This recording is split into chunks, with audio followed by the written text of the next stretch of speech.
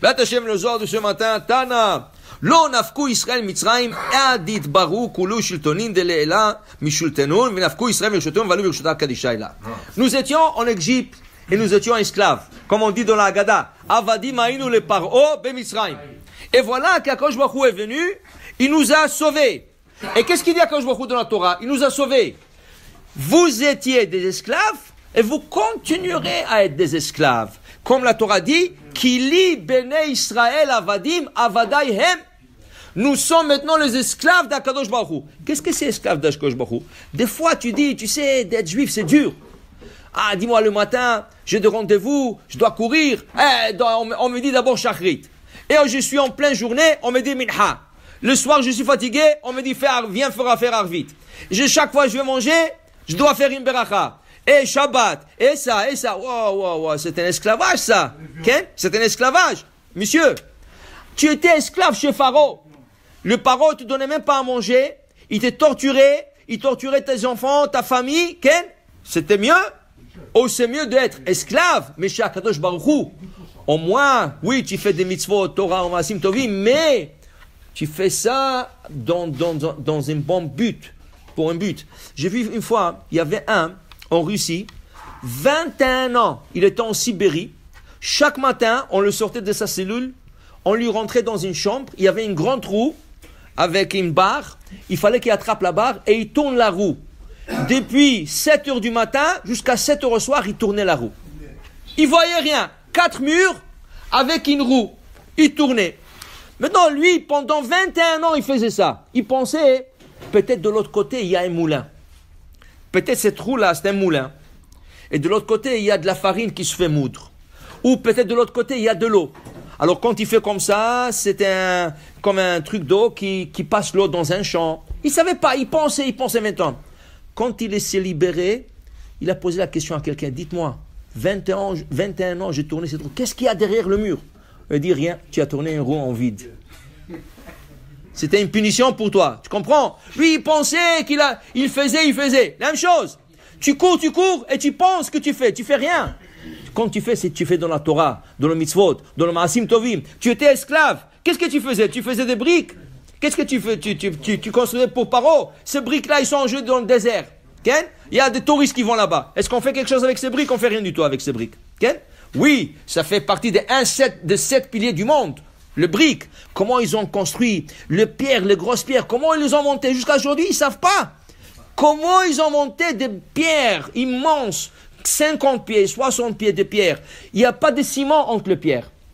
Et tu ne peux même pas rentrer un bout de papier entre les pierres. Tellement c'était précis et droit, tu peux même pas glisser un papier dans le pierre. Jusqu'à aujourd'hui. Comment ils ont fait, on ne sait pas.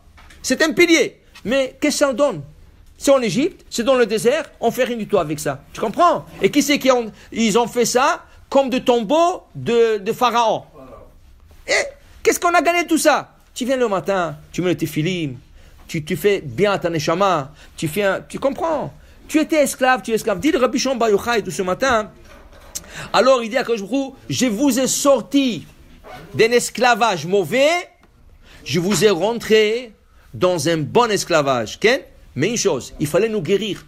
Amar Rabbi Shimon, dit Rabbi Shimon, c'est pour ça que la Torah, tout de suite après la sortie d'Égypte, elle vient nous donner un médicament de guérison. Quel est ce médicament?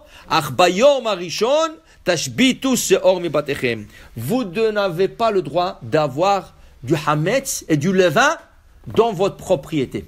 C'est assourd. Pourquoi? Parce que vous allez maintenant manger une galette. Un pain qui va vous guérir. Cette galette qui est de l'eau et de la farine, point. Okay? Et cette galette qui n'est pas gonflée, et cette galette qu'Hachem a recommandée, qui va vous guérir. Okay? Alors ils disent, le Midrash il dit, viens voir. Il y avait une fois un prince, il est tombé malade. Alors le docteur qui l'ont examiné, ils ont dit au père, écoute, il est allergique au pain. Alors il faut pas que tu lui donnes le pain. Il dit, pas de problème. Maintenant, qu'est-ce qu'il a fait le roi? Comme c'est un prince, son fils c'est un prince, il savait que lui, il va lui dire non, et lui c'était un petit, c'était un jeune, il voudra. Et s'il ne peut pas l'avoir lui, il va donner ordre à un de ses serviteurs. Qu'est-ce qu'il a fait? Il a sorti de tout le palais le pain. Il n'y avait pas de pain de tout le palais. Même si un serviteur veut aller le chercher, il ne peut pas. Dis à Akadosh Baruch Hu, je vais vous guérir. Alors, Loi Matzeh Bebatechem, dans vos demeures, il n'y a pas, même si je vous dis, ne mangez pas le pain 7 jours. Mais s'il y a dans le placard du pain, tu vas le manger. Tu vas être tenté. Dis à Akadosh Baruch Hu, Loi Matzeh Bebatechem. Vous ne pouvez même pas l'avoir chez vous. Pourquoi? Vous allez guérir. Alors, on dit que le pain, la matzah de Pesach, c'est le pain de guérison. L'achmad asvata. Asvata, ça veut dire la refoua. Pour dire que c'est ça la fête de Pesach. On guérit notre âme par ce pain et on se joint à Kadosh Baruch Hu. Ça veut dire on devient les esclaves de Kadosh Baruch Hu. La Torah, c'est pas dur. Alors il y en a qui disent comme ça, regarde, quand tu dis la Torah c'est lourd, c'est comme quelqu'un qui prend un tonneau. Il le met sur son dos. Le tonneau, ça pèse quelques kilos. Tu marches quelque part, c'est lourd, je ne peux plus le porter, tu le poses. Quand tu plonges dans la mer, tu sais combien de centaines de tonnes de litres il y a sur toi? Et tu es comme un poisson, tu nages. Pourquoi? Ça dépend. Si tu le prends sur ton dos, c'est lourd. Si tu plonges dedans, tu es comme un poisson. Même chose. La Torah, si tu la vois comme un fardeau, si tu vois la Torah comme un massa, quelque chose que tu dois porter, et c'est lourd, et midha, et brachot, et tout ça, oui, c'est lourd. À la fin, tu vas te fatiguer. Mais si tu plonges dans la Torah, ça fait partie de ta vie. C'est une routine déjà. Tu vas voir, tu vas nager comme un poisson. Amen ve amen.